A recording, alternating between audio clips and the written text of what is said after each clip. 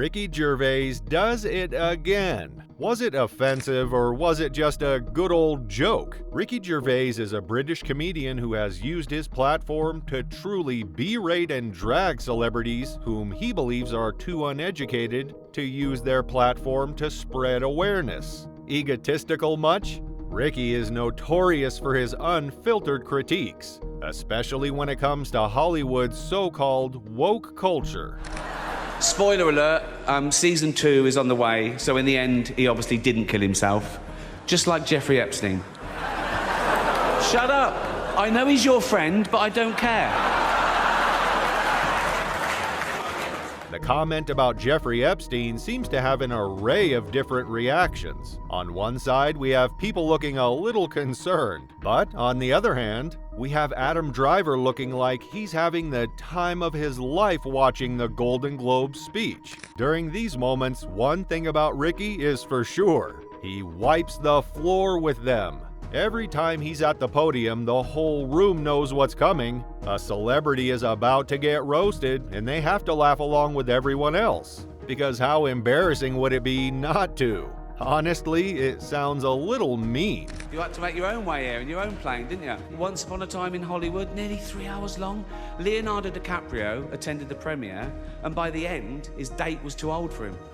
Leo looks a little red. He's rocking that guilty as charged look. But that's not all. Ricky does an interview where he addresses everyone's concerns about his so-called offensive jokes. I want people to stop saying that joke's offensive. Yeah. I want them to start saying I found it offensive. Because that's all it is. You're just telling me how you feel about it. Yeah. There's nothing intrinsically offensive about this joke. It's trying to make I'm offended. So what do we take away from this? Just because you're offended doesn't mean you're right. That pretty much sums up his philosophy. Feeling offensive, in his opinion, is personal. And at the end of the day, you can't change the facts. But is one man's opinion enough to muddy another's reputation? Ricky's comment about ISIS really shows how prevalent woke culture is and how insane these celebrities are, thinking they're always on the right side while working for companies that don't care about the world. You know nothing about the real world. Most of you spent less time in school than Greta Thunberg. So, if you win... Ricky has made it clear that these celebrities know nothing about the real world. They haven't lived with us, the working class, or the middle class. So how can they possibly use their clout to push beliefs without enough backing? Or in this case, an educational background. The man does have a point there, I guess. Again, it's only offensive if the joke hits home, and that's essentially the major premise of everything that he talks about, on every single platform.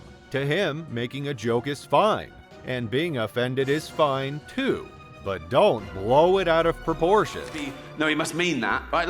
Like a joke is a window to the comedian's true soul. That's just not the case. Our take on any view to make the joke funniest. His mantra gets a little redundant sometimes, but Ricky's all about drawing a line between jokes and actual harm.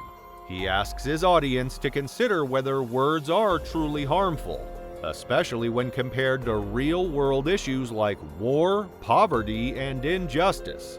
Furthermore, he made a very telling joke when announcing Sandra Bullock's award for Big Box. Ricky attacks celebrities for turning a blind eye to such atrocities in the industry. People saw, no one spoke up, and no one talked about it. Our next presenter starred in Netflix's Bird Box, a movie where people survive by acting like they don't see a thing. Sort of like working for Harvey Weinstein. You did it. I didn't. You did it. Shut the up. Please welcome Sandra Bullock. Ricky claims that they use their platform to talk about whatever they want. And when it actually comes to the real things, the things that are harming people, the things that they actually have knowledge of, they all of a sudden become mute. They don't say anything, and it's as if it never even happened.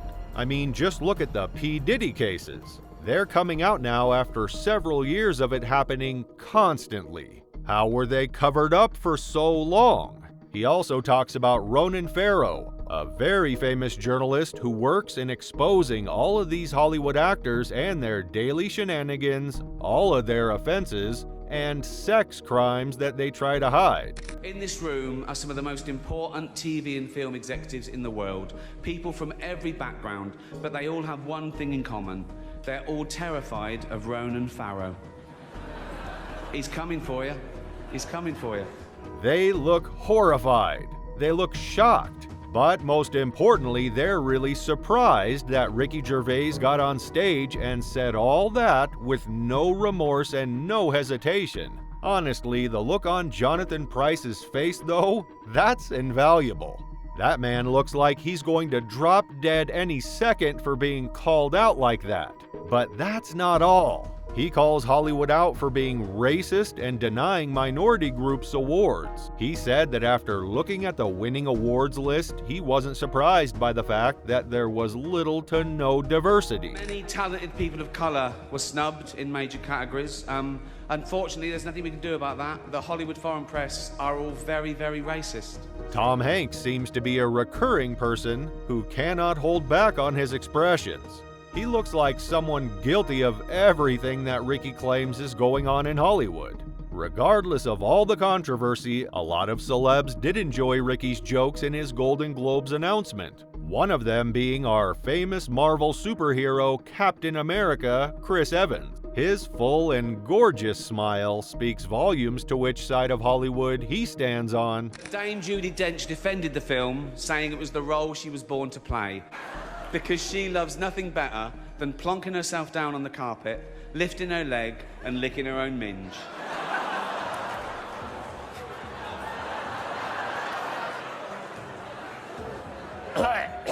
But let's switch gears a little bit. Ricky absolutely annihilated Steve Carell when he claimed to be the creator of all the jokes on The Office. You probably know me as the creator of The Office.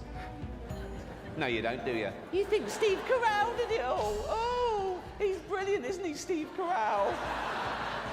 He's amazing as the bumbling office manager. Where does he get his ideas from?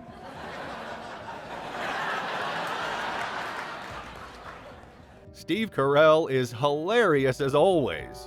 Honestly, in this case, the joke isn't as funny as his reaction. Is he trying to hold back laughter, or is he genuinely offended? As a comedian himself, it's hard to tell. Jokes are the window to a comedian's soul, and it's very clear where every celebrity stands on the issue with their reactions. However, while Captain America was having the time of his life, our beloved Iron Man, Robert Downey Jr., was not happy with Ricky Gervais's joke about his past addictions. It is as the Betty Ford Clinic and Los Angeles County Jail. Please welcome... What do you guys think? Was this a low blow? Robert seems to think so, especially after he went backstage and said, "I think it's great to be funny, but it's better when you can do it without hurting people." This really contradicts everything Ricky stands for when he tells a joke. The truth is, the only people who seem to understand or sympathize with a comedian doing a roast are fellow comedians. Whitney Cummings, for example, jumped to his defense in a series of tweets. She praised his good-hearted nature and even pointed out that Ricky's done more for animal welfare than all the celebrities combined. Once again, we see woke culture being dismantled. Celebrities love to talk the talk, but their actions often fall flat. Whitney even said the idea that anyone in a $4,000 gown covered in diamonds would be upset about a good joke is wild. So, what do you think? Is Ricky Gervais a much-needed voice of reason in a world that's become overly sensitive, or is he crossing the line? Let me know in the comments below.